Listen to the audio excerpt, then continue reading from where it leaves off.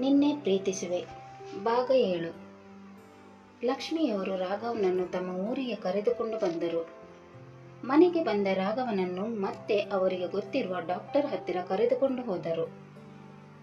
Doctor ಅವನನ್ನು ಪರಿಶೀಲಿಸಿ ಅವನಿಗೆ ಮೆಡಿಸಿನ್ ನೀಡಿ ಮತ್ತೆ 1 ತಿಂಗಳ ನಂತರ ಬರ ಹೇಳಿದರು. ಲಕ್ಷ್ಮಿಯವರು ಚಾಚು ತಪ್ಪದೆ ಮಾತ್ರೆಗಳನ್ನು ರಾಘವನಿಗೆ ನೀಡುತ್ತಿದ್ದರು. ಅವರ ಆರೈಕೆಯಿಂದ ಅವನು ಹಂತ ಹಂತವಾಗಿ ಗುಣಮುಖನಾಗುತ್ತಿದ್ದನು. ಈಗ ಅವನಿಗೆ ಹಳೆಯ ದಿನಗಳು ಮತ್ತೆ ಮರುಕಳಿಸತೊಡಗಿತು. ಈಗಲೂ ಅವನಿಗೆ ಛಾಯಾಳ ನೆನಪೇ ಕಾಡತೊಡಗಿತು. ಮತ್ತೆ ಪುಸ್ತಕ ಹಿಡಿದು ಬರೆಯಲಾರಂಭಿಸಿದನು. ಈ ಜೀವ ನಿನಗಾಗಿ ಅಲೆದಾಡಿದೆ, ನಿನ್ನ ಮರು ಪ್ರೀತಿಗೆ ಮನಸ್ಸಿಂದು ಪರದಾಡಿದೆ, ನಿನ್ನ ನೋಡಲು ಈ ಕಣ್ಣು ಹುಡುಕಾಡಿದೆ. ಈ ಜೀವ ನಿನಗಾಗಿ ಅಲೆದಾಡಿದೆ, ನಿನ್ನ ಮರು ಪ್ರೀತಿಗೆ ಮನಸ್ಸಿಂದು ಪರದಾಡಿದೆ, ನಿನ್ನ ನೋಡಲು ಈ ಕಣ್ಣು ಹುಡುಕಾಡಿದೆ. ವಿಧಿಯಾಟ ಯಾಕೋ ಮಿತಿ ಮೀರಿದೆ, ಬದುಕಿಂದು ನೀನಿಲ್ಲದೆ ಸಾಕಾಗಿದೆ. ಹೃದಯ ಹಠ ಮಾಡಿ ನಿನ್ನನ್ನು ಬಯಸುತ್ತಿದೆ, ಮನಸ್ಸು ಮಿತಿ ಮೀರಿ ನಿನ್ನನ್ನು ನೆನಪಿಸಿಕೊಳ್ಳುತ್ತಿದೆ. ಹೃದಯ ಹಠ ಮಾಡಿ ನಿನ್ನನ್ನು ಬಯಸುತ್ತಿದೆ, ಮನಸ್ಸು ಮಿತಿ ಮೀರಿ ನಿನ್ನನ್ನು ನೆನಪಿಸಿಕೊಳ್ಳುತ್ತಿದೆ. ಹೇಗೆ ಸಂತೈಸಲಿ ಈ ಹೃದಯವನ್ನು, ಹೇಗೆ ಮರೆತು ಬಾಳಲಿ ನಿನ್ನನು. ಹಣೆ ಬರಹ ತಲೆ ಬಾಗಿ ಒಮ್ಮೆ ನೀನು ಬರುವಂತಿದ್ದರೆ ಅದೆಷ್ಟು ಪುಣ್ಯ ಮಾಡಿತ್ತು ಈ ಹೃದಯ ಅಂದುಕೊಳ್ಳಬಹುದಿತ್ತಲ್ಲವೇ. ಹಣೆ ಬರಹ ತಲೆ ಬಾಗಿ ಒಮ್ಮೆ ನೀನು ಬರುವಂತಿದ್ದರೆ ಅದೆಷ್ಟು ಪುಣ್ಯ ಮಾಡಿತ್ತು ಈ ಹೃದಯ ಅಂದುಕೊಳ್ಳಬಹುದಿತ್ತಲ್ಲವೇ. ಕವಿತೆ ಬರೆದ ಅವನಿಗೆ ಅಲ್ಲೇ ನಿದ್ದೆ ಹತ್ತಿಬಿಟ್ಟಿತು. ಸ್ವಲ್ಪ ಹೊತ್ತಾದ ಮೇಲೆ ಅವನ ಹತ್ತಿರ ಬಂದ ಅವನ ತಾಯಿ ಅವನ ಕೈಯಲ್ಲಿದ್ದ ಪುಸ್ತಕವನ್ನು ತೆಗೆದು ನೋಡಿದಾಗ ಅವರಿಗೆ ಅವನು ಇನ್ನೂ ಆ ಹುಡುಗಿಯನ್ನು ನೆನಪು ಮಾಡಿಕೊಳ್ಳುತ್ತಿದ್ದಾನೆ ಅನ್ನೋ ಮನವರಿಕೆಯಾಯಿತು. ಹೇಗಾದರೂ ಮಾಡಿ ಅವನನ್ನು ಅವಳ ನೆನಪಿನಿಂದ ದೂರ ಮಾಡಬೇಕು ಅಂತ ಅಂದುಕೊಂಡರು. ಭಗವದ್ಗೀತೆಯ ಪುಸ್ತಕವನ್ನು ತಂದು ಒಂದಿನ ಅವನಿಗೆ ಕೊಟ್ಟು ಅದನ್ನು ಓದಲು ಹೇಳಿದರು. ಮೊದಲು ಅವನು ಆ ಪುಸ್ತಕವನ್ನು ತೆಗೆದು ಕೂಡ ನೋಡುತ್ತಿರಲಿಲ್ಲ. ನಂತರದ ದಿನಗಳಲ್ಲಿ ಪುಸ್ತಕವನ್ನು ತೆಗೆದು ಓದತೊಡಗಿದನು. ಭಗವದ್ಗೀತೆಯಿಂದ ಅವನ ಮನಸ್ಸು ಸ್ವಲ್ಪನೇ ಪರಿವರ್ತನೆಯಾಗತೊಡಗಿತು. ಅವನಿಗೆ ಜೀವನದಲ್ಲಿ ಏನಾದರೂ ಸಾಧನೆ ಮಾಡಬೇಕೆಂಬ ಹಂಬಲ ಉಂಟಾಯಿತು. ಛಾಯಾಳನ್ನು ಮನಸ್ಸಿನಿಂದ ಸಂಪೂರ್ಣವಾಗಿ ತೆಗೆದು ಹಾಕಬೇಕು ಅಂತ ದೃಢ ನಿರ್ಧಾರವನ್ನು ಮಾಡಿಕೊಂಡನು. ಅದಕ್ಕಾಗಿ ತಾನು ಮುಂದಕ್ಕೆ ಓದಲು ಬಯಸಿದನು. ಈ ವಿಷಯವನ್ನು ತನ್ನ ತಾಯಿಯಲ್ಲಿ ಹೇಳಿಕೊಂಡನು. ಅಮ್ಮ, ನಾನು ಮುಂದಕ್ಕೆ ಓದ್ಬೇಕಂತ ಅಂದ್ಕೊಂಡಿದ್ದೀನಿ. ಹೌದೇನೋ, ಒಳ್ಳೆ ನಿರ್ಧಾರ ಮಾಡಿದ್ಯಾ. ನಾನು ದುಡ್ಡು ಹೊಂದಿಸ್ತೀನಿ, ನೀನು ಮುಂದಕ್ಕೆ ಓದುವೆಯಂತೆ. ಇಲ್ಲಮ್ಮ, ನೀವು ಕಷ್ಟಪಡೋದು ಬೇಡ. ನಾನು ಮತ್ತೆ ಡ್ರೈವಿಂಗ್ ಕೆಲಸಕ್ಕೆ ಹೋಗ್ತೀನಿ. ಆಮೇಲೆ ಈವ್ನಿಂಗ್ ಕಾಲೇಜಿಗೆ ಹೋಗಿ ಸ್ಟಡೀಸ್ ಕಂಪ್ಲೀಟ್ ಮಾಡ್ತೀನಿ. ಏನು ಬೇಕಾಗಿಲ್ಲ ಕಣೋ. ನಾನು ಇರಬೇಕಾದ್ರೆ ಮತ್ತೆ ನೀನು ಡ್ರೈವಿಂಗ್ ಕೆಲಸಕ್ಕೆ ಹೋಗೋದು ಬೇಡ. ನಾನೇ ದುಡ್ಡನ್ನು ಎಲ್ಲಾದರೂ ಹೊಂದಿಸ್ತೀನಿ. ಇಲ್ಲಮ್ಮ, ನಾನೇ ದುಡಿದು ನಾನೇ ಓದಬೇಕು. ಹಾಗಿದ್ರೆ ಮಾತ್ರ ನಾನು ಮುಂದಕ್ಕೆ ಓದ್ಕೋತೀನಿ, ಇಲ್ಲ ಅಂದರೆ ಬೇಡ. ಸರಿ, ಹಾಗಾದರೆ ನೀನೇ ಕೆಲಸಕ್ಕೆ ಹೋಗಿ ನೀನೇ ಓದ್ಕೋ. ಆದರೆ ಡ್ರೈವಿಂಗ್ ಕೆಲಸಕ್ಕೆ ಮಾತ್ರ ಹೋಗಬೇಡ. ನಾನು ನಿನಗೆ ಎಲ್ಲಿಯಾದರೂ ಆಫೀಸ್ ಕೆಲಸ ಇದ್ದರೆ ಗೊತ್ತಿರೋರನ್ನ ಕೇಳ್ಕೊಂಡು ಬರ್ತೀನಿ. PUC ಮಾಡಿದೆಯಲ್ವಾ, ನಿನಗೆ ಎಲ್ಲಿಯಾದರೂ ಆಫೀಸ್ ಕೆಲಸ ಸಿಗ್ಬೋದು. ಚಿಕ್ಕ ಕೆಲಸ ಆದರೂ ಪರವಾಗಿಲ್ಲ, ಆಫೀಸ್ ಕೆಲಸಕ್ಕೆ ಹೋಗು. ಆಯಿತು ಅಮ್ಮ. ರಾಘವ, ಇನ್ನು 1 ತಿಂಗಳ ಕಳೆಯಲು ಕಣೋ, ಆಮೇಲೆ ಕೆಲಸಕ್ಕೆ ಹೋದರೆ ಆಯಿತು. ಈಗ ನೀನು ಪೂರ್ತಿಯಾಗಿ ರೆಸ್ಟ್ ಮಾಡು. ಅಷ್ಟರೊಳಗೆ ನಾವು ಕಾಲೇಜಿಗೆ ಹೋಗಿ ಅಡ್ಮಿಷನ್ ಮಾಡ್ಕೊಂಡು ಬರೋಣ. ಈಗ ನಾನೇ ಫೀಸ್ ಕಟ್ತೀನಿ. ನೀನು ದುಡಿದ ಮೇಲೆ ಮತ್ತೆ ನನಗೆ ದುಡ್ಡು ಕೊಡುವೆ ಅಂತೆ, ಇಲ್ಲ ಅನ್ಬೇಡ್ವೋ? ಆಯಿತು ಅಮ್ಮ. ನಾನು ದುಡಿಯೋಕ್ಕೆ ಸ್ಟಾರ್ಟ್ ಮಾಡಿದ ಮೇಲೆ ನಾನು ಕೊಟ್ಟ ದುಡ್ಡನ್ನು ನೀವು ತಗೋಬೇಕು. ಹಾಗಿದ್ರೆ ಮಾತ್ರ ಅಡ್ಮಿಷನ್ ಮಾಡೋಕ್ಕೆ ಬರ್ತೀನಿ ನಾನು. ಆಯಿತು ಕಣು, ನೀನು ದುಡಿದ ಮೇಲೆ ನಾನು ಎಸ್ಕೋತೀನಿ. ರಾಘವನ ಮಾತು ಕೇಳಿ ಲಕ್ಷ್ಮಿ ಅವರಿಗೆ ತುಂಬಾ ಖುಷಿಯಾಯಿತು.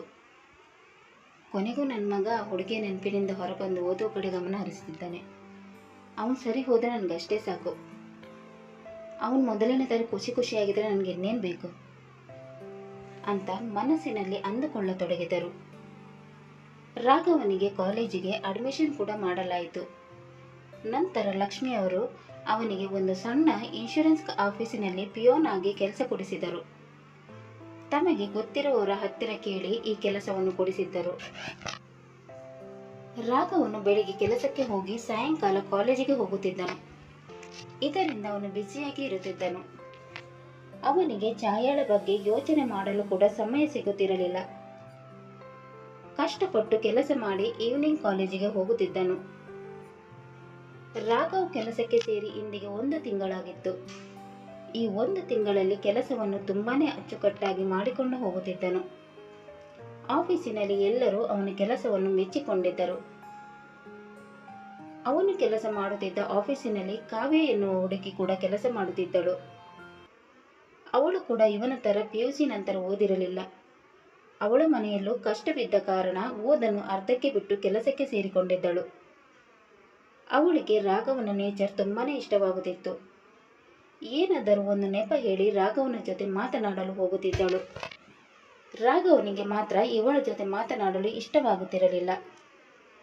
ಛಾಯಾ ಮಾಡಿದ ಮೋಸದಿಂದ ಅವನು ಯಾವ ಹುಡುಗಿಯರ ಜೊತೆ ಮಾತನಾಡಲು ಇಷ್ಟಪಡುತ್ತಿರಲಿಲ್ಲ. ಮಾತ್ರೆಯ ಪ್ರಭಾವದಿಂದ ರಾಘವ್ ಈಗ ತುಂಬಾನೇ ಗುಣಮುಖನಾಗಿದ್ದನು. ಮಾತ್ರೆ ತಿಂದು ತಿಂದು ಬೇಸತ್ತು ಹೋಗಿದ್ದನು. ಒಂದು ದಿನ ತನ್ನ ತಾಯಿಯ ಬಳಿ ಬಂದು ಮಾತ್ರೆ ಎಷ್ಟು ದಿನ ತೆಗೆದುಕೊಳ್ಳಬೇಕು ಎಂದು ಕೇಳತೊಡಗಿದನು. ಅಮ್ಮ, ನಾನೀಗ ಪೂರ್ತಿ ಗುಣ ಆಗಿದ್ದೀನಲ್ವಾ, ಮಾತ್ರೆ ಸ್ಟಾಪ್ ಮಾಡ್ಬೋದಲ್ವಾ? ಹಾಗೇನಾದರೂ ಮಾಡಿಬಿಟ್ಟಿಯಾ? ಮಾತ್ರೆ ಲೈಫ್ ಲಾಂಗ್ ತಗೋಬೇಕು ಅಂತ ಡಾಕ್ಟರ್ ಹೇಳಿದ್ದಾರೆ. ಮಾನಸಿಕ ಸಮಸ್ಯೆ ಮಿತಿಮೀರಿ ಹೋದ್ಮೇಲೆ ಟ್ರೀಟ್ಮೆಂಟ್ ಕೊಡಿಸಿದಾಗ ಮಾತ್ರೆಯನ್ನು ಲೈಫ್ ಲಾಂಗ್ ಕೊಡಬೇಕಾಗುತ್ತೆ ಅಂತೆ. ಮಾತ್ರೆಯಿಂದ ನಿನಗೇನು ತೊಂದರೆ ಇಲ್ಲ ಕಣೋ, ಅದರ ಬಗ್ಗೆ ಜಾಸ್ತಿ ಯೋಚನೆ ಮಾಡಬೇಡ. ಬರೀ 1 ಮಾತ್ರೆ ತಾನೆ, ತಗೊಂಡ್ಬಿಡು. ಆ ಮಾತ್ರೆಯಿಂದಲೇ ನೀನು ಈಗ ಇಷ್ಟು ಚೆನ್ನಾಗಿರೋದು.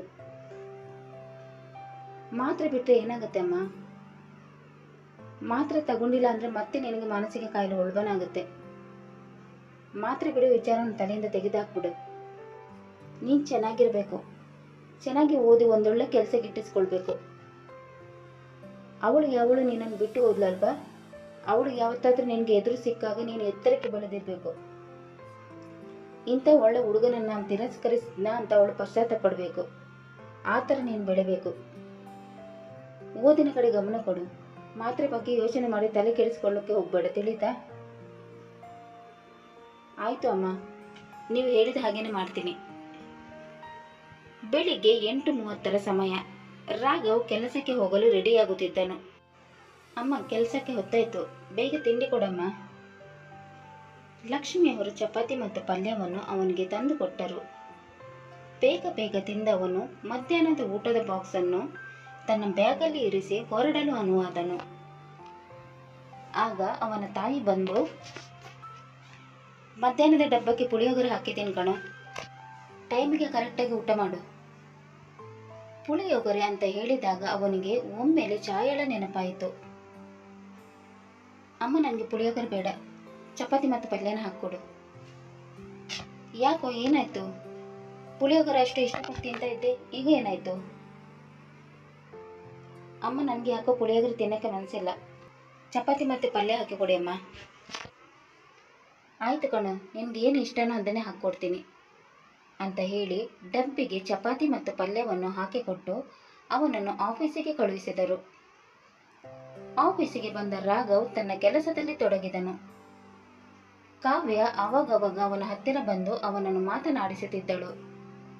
ಕಾವ್ಯ ಅವನನ್ನು ಮಾತನಾಡಿಸಲು ಬಂದಾಗಲೆಲ್ಲ ಅವನಿಗೆ ಇರಿಸು ಮುರಿಸಾಗುತ್ತಿತ್ತು. ಬೇಕು ಬೇಕಂತಲೇ ಅವನು ಇದ್ದಲ್ಲಿಯೇ ಹೋಗುತ್ತಿದ್ದಳು.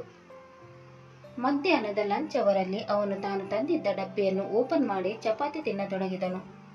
ಆಗ ಅಲ್ಲಿಗೆ ಬಂದ ಕಾವ್ಯ ತನ್ನ ಡಬ್ಬಿಯನ್ನು ಓಪನ್ ಮಾಡಿ ಅವನ ಪಕ್ಕ ಕುಳಿತುಕೊಂಡಳು. ಅವಳು ಬಂದು ತನ್ನ ಪಕ್ಕದಲ್ಲಿ ಕುಳಿತಿದ್ದುದು ರಾಘವನಿಗೆ ಇಷ್ಟವಾಗಲಿಲ್ಲ. ಕಾವ್ಯ ತಾನೇ ಮಾತನಾಡತೊಡಗಿದಳು. ಏನ್ರಿ ರಾಘವ್ ಅವ್ರೆ, ಒಬ್ಬೊಬ್ಬರೇ ಕೂತ್ಕೊಂಡು ಊಟ ಮಾಡ್ತಾ ಇದ್ದೀರಾ? ನನ್ನನ್ನು ಕರೆದಿದ್ರೆ ನಾನು ಕೂಡ ಬಂದು ನಿಮಗೆ ಕಂಪ್ನಿ ಕೊಡ್ತಿದ್ದೆ ಅಲ್ವಾ? ನೀವು ಕರೆಯೋದಿಲ್ಲ ಅಂತ ನನಗೆ ಗೊತ್ತು, ಅದಕ್ಕೆ ನಾನೇ ಬಂದೆ. ಅದೇನು ಯಾರ ಜೊತೆನೂ ಬೆರೆಯೋದೇ ಇಲ್ಲ ಅಂತೀರಾ? ಬರೀ ಕೆಲಸ ಅಂತ 3 ಹೊತ್ತು ಕೆಲಸ ಮಾಡ್ಕೊಂಡಿರ್ತೀರಾ. ಲೈಫಲ್ಲಿ ಸ್ವಲ್ಪ ಎಂಜಾಯ್ಮೆಂಟ್ ಅನ್ನೋದಿರಬೇಕು. ನಾನು ನೋಡಿ ಹೇಗೆ ಬಿಂದಾಸ್ ಆಗಿದ್ದೀನಿ, ನನ್ನ ನೋಡಿ ಕಲೀರಿ ಬಿಂದಾಸ್ ಆಗಿ ಹೇಗೆ ಇರುವುದಂತ. ಅವಳು ಅಷ್ಟು ಹೇಳುತ್ತಿದ್ದರೂ ಕೂಡ ರಾಘವ್ ಅದನ್ನು ಕಿವಿಗೆ ಹಾಕಿಕೊಳ್ಳದೆ ತನ್ನ ಪಾಡಿಗೆ ತಿನ್ನುತ್ತಿದ್ದನು. ತಾನು ಮಾತನಾಡುತ್ತಿದ್ದರೂ ರಾಘವ್ ರೆಸ್ಪಾನ್ಸ್ ಮಾಡದ ಕಾರಣ ಕೋಪಗೊಂಡ ಅವಳು ರಾಘವನ ಕೈಯಲ್ಲಿದ್ದ ಚಪಾತಿಯನ್ನು ತೆಗೆದುಕೊಂಡು ತಿನ್ನತೊಡಗಿದಳು.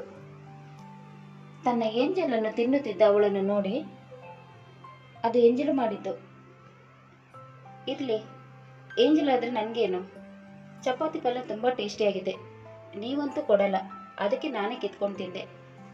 ಪಕ್ಕದಲ್ಲಿ ನಾನು ಕೂತಿದ್ರೂ ಕೂಡ ನನಗೆ ಕೊಡದೇನೆ ತಿಂತಾ ಇದ್ದೀರಾ. ನಿಮಗೆ ಏನು ಅನಿಸೋದೇ ಇಲ್ವಾ? ಸುಂದರವಾಗಿರೋ ಹುಡುಗಿ ಪಕ್ಕದಲ್ಲಿ ಬಂದು ಕೂತಿದ್ದಾಳೆ, ಅವಳಿಗೆ ಕೂಡ ಸ್ವಲ್ಪ ಕೊಡೋಣ ಅಂತ ನಿಮಗೆ ಅನ್ಸಲ್ವಾ? ಹೋಗ್ಲಿ, ನಿಮಗೆ ಅನ್ಸಲ್ಲ ಅಂದ್ರೆ ಪರವಾಗಿಲ್ಲ, ತಗೊಳ್ಳಿ, ಚಿತ್ರಾನ್ನ ಇದೆ, ತಿನ್ನಿ. ಇಲ್ಲ, ನಂಗೆ ಬೇಡ, ನಾನು ತಿಂದಾಯ್ತು, ನೀ ತಿನ್ನಿ ಅಂತ ಹೇಳಿ ಅಲ್ಲಿಂದ ಎದ್ದು ಹೋದನು. ಅವನನ್ನು ನೋಡಿದ ಕಾವ್ಯಳಿಗೆ ಕೋಪ ಬಂದು ಬಿಟ್ಟಿತು. ಏನು ಮನುಷ್ಯನೇ ಏನೋ, ಒಂದು ಹುಡುಗಿ ಬಂದು ಅವನ ಪಕ್ಕದಲ್ಲಿ ಕುಳಿತು ಅವನಿಗೆ ಎಂಜಲು ತಿಂದಳಂದ್ರೆ ಅವನಿಗೆ ಅಷ್ಟು ಗೊತ್ತಾಗಲ್ವಾ ಅವಳು ಅವನನ್ನು ಇಷ್ಟಪಡ್ತಿದ್ದಾಳಂತ? ಅನ್ರೊಮ್ಯಾಂಟಿಕ್ ಫೆಲೋ ಅಂತ ಮುಖ ಸಿಂಡರಿಸಿಕೊಂಡು ಚಿತ್ರಾನ್ನ ತಿನ್ನತೊಡಗಿದಳು. ಕಾವ್ಯಳ ವರ್ತನೆ ನೋಡಿ ಅವನಿಗೆ ಇರಿಟೇಟ್ ಆಗತೊಡಗಿತು. ಇವಳಿಗೆ ಏನಾಗಿದೆ? ನನ್ನ ಎಂಜಲು ಯಾಕೆ ತಿಂದ್ಲು? ಏನು ಹುಡುಗಿನೇ ಏನು, ಯಾವಾಗಲೂ ವಟ ವಟ ಅಂತ ಇರ್ತಾಳೆ, ಸುಮ್ಮನೆ ಇರೋದೇ ಇಲ್ಲ ಅಂತಾಳೆ. ಏನೇ ಆಗಲಿ ಇವಳಿಂದ ಸ್ವಲ್ಪ ದೂರ ಇರಬೇಕು, ಇಲ್ಲ ಅಂದರೆ ತಲೆ ತಿಂದು ಹಾಕ್ಬಿಡ್ತಾಳೆ ಅಂತ ಮನಸ್ಸಿನಲ್ಲಿ ಅಂದುಕೊಳ್ಳತೊಡಗಿದನು. ಕತೆ ಮುಂದುವರಿಯುವುದು. ರಾಘವ್ ಮತ್ತೆ ಪ್ರೀತಿಯಲ್ಲಿ ಬೀಳುತ್ತಾನೋ ಅಂತ ತಿಳಿಯಲು ಮುಂದಿನ ಸಂಚಿಕೆಗಾಗಿ ಕಾಯೋಣ. ಅಲ್ಲಿಯ ತನಕ ಈ ಕತೆ ನಿಮಗೆ ಇಷ್ಟವಾದಲ್ಲಿ ಲೈಕ್ ಮಾಡಿ, ಶೇರ್ ಮಾಡಿ ಮತ್ತು ಸಬ್ಸ್ಕ್ರೈಬ್ ಮಾಡೋದನ್ನು ಮಾತ್ರ ಮರಿಬೇಡಿ. ಧನ್ಯವಾದಗಳು.